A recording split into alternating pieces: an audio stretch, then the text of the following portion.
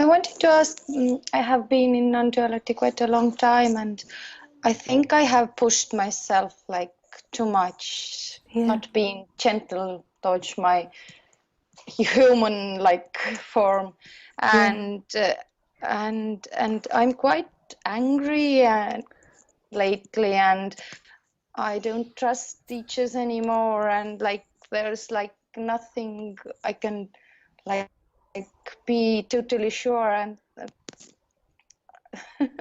I even don't know. What way have you pushed yourself in the past? Like you've done things that you weren't comfortable with, or talked yourself out of things? Yeah, like in any way, like going to India, places like it was like too extreme, the situations, and sitting with teacher like not feeling to go forward, and like thinking that I have to do it, and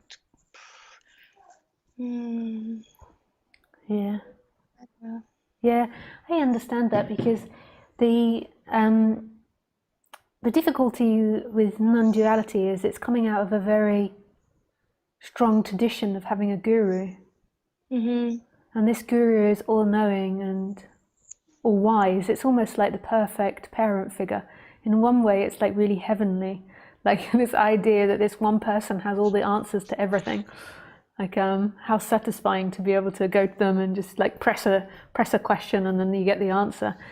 And they also have this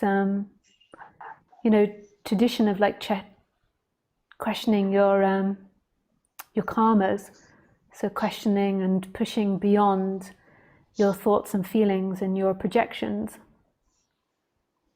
And I think it's got two sides to it, like everything. Like in one way, it's really beautiful to question yourself and to try new things and to do different things. But then also on the other side, if you've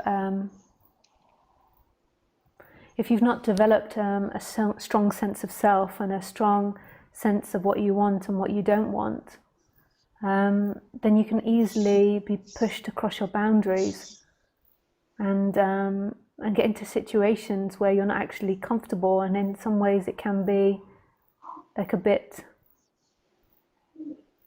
like self-punishment.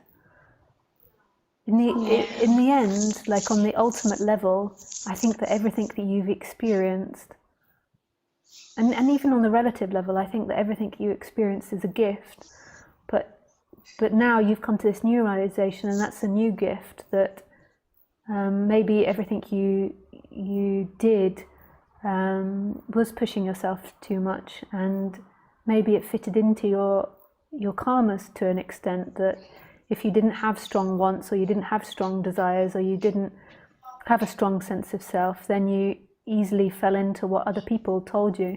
But that's also a really amazing lesson.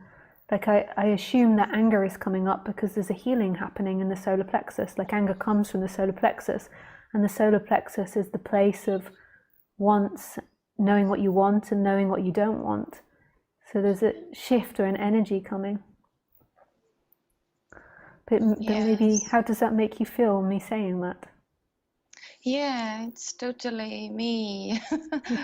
That's what has happened, because for a long time, even in this non-duality, I had a feeling that this is something I have to do. But in a point, there was like, I don't have to do anything that I don't want. And now it's like, I don't know what I want at the moment. And I even can't find inside someone who knows what it wants, or I even don't want like enlightenment anymore. I don't know what I want and what I am or where I am.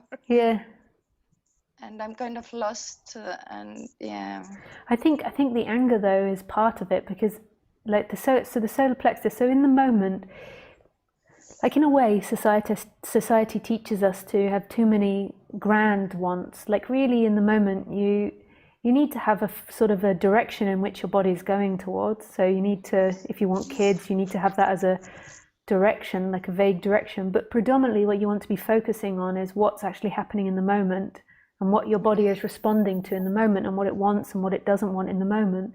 So just really like simple, does it want to eat? Does it want to sleep? And it's not necessarily doing it all, but just recognizing what is it that my body is saying to me now. And you find that from the solar plexus. And I think that it's good that you're experiencing anger at the moment, because that is the solar plexus. So in a way, you're becoming more conscious of the solar plexus. So if you go into that feeling of anger, you'll notice that it comes from this area. And you can also begin to question it. You know, what is the anger saying to you?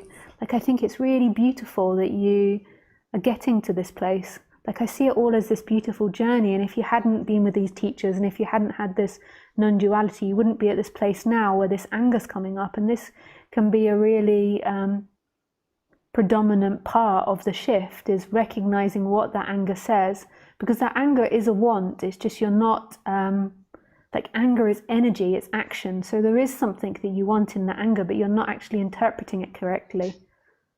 And it could be that what you want is it's like an anger from your parents. Like, you want your parents to listen to you, you want your parents to recognize you, but you didn't realize that that was stored in your system. Yes. Like, you want... At the same time, yes. Okay. Yes, at the same time, I totally feel overwhelming love towards those teachers, but yeah. Overwhelming what, sorry? Love towards those teachers. Yeah.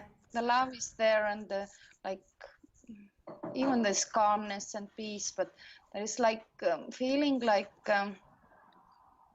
this me feels like I'm like the teacher, and like me, we are like the same. I'm not like lower like than the teacher.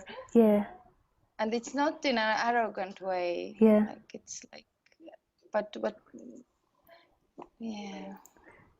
And what do you feel angry about, that they put themselves higher than you always? Yeah, I quite often feel like very like I'm so bad, and I even thought that, okay, I'm so bad, I'm the worst like human being in the earth, but I'm still God.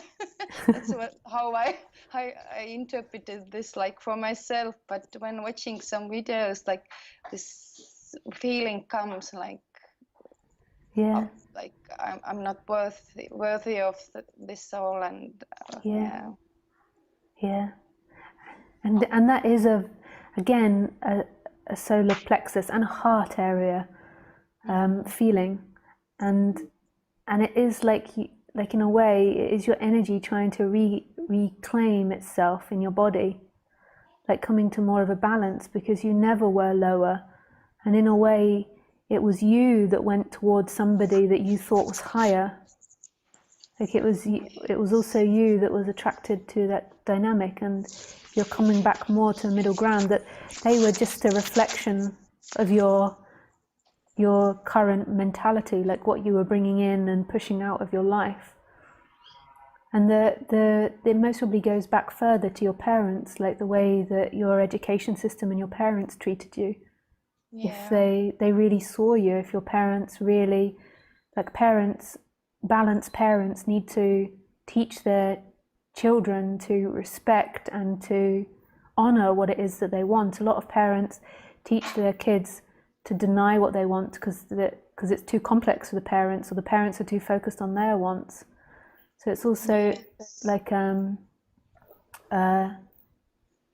looking at those patterns and seeing if there's any old thoughts that are related to your parents oppressing you, or not hearing you, or not listening to you. Like, whatever it is, there's a variety of different things that could be going on, and your mind will switch. Like, so when it's in the negative, the solar plexus, you'll feel angry towards these power figures or these higher figures, and then when you feel more open again, you'll feel love towards them, and you'll feel how perfect it was all strung together.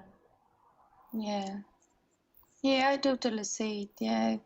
Now I'm like being kinder towards myself, and I see that I'm from this point I'm kinder towards my children also. Yeah. Yeah, it's related all. Yeah. How old are your children? They are 8, 7, and 5. Oh, wow, you've got 3. Yeah, yeah. But yeah, I remember watching this, like being like with the master, and it was painful to me, and then I wasn't a very good mother to my children. Now, when I'm like decided that whatever I'm like, I'm good to myself, and now I can be good to touch them also. So Yeah. yeah. Yeah, it's so important going back to what it is you feel and what it is that you think, and understanding your system. And then I think also not being too hardcore with non-duality. Like, you look at what your projections are and you see that obviously everything is your projection, because you can only see through your mind. But Yeah. that's always going to be the way. Like, we often get into this mentality that we've got to get rid of it, and that it's bad or it's wrong. Like, a dog has a particular way of looking at the world, a bird has a particular way of looking at the world, and seeing the uniqueness and the beauty in that, and seeing that it's helpful, and it's not this whole like trying to erase the conditioning of the person or the genetic makeup of the person. The non-duality was always about seeing that that's not who you are. Who you actually are is wholeness, functioning through this unique individual with likes, with dislikes, with emotional disbalances, with happiness, with sadness, and that all of it's welcome. Yes. Thank you, Lisa. Oh, it was a pleasure. Yeah. Thank you. Yeah, it was so helpful. Thank you Yeah, so I much. really Love liked your you. energy. Yeah, thank you. Love you. Bye. Love you. Bye.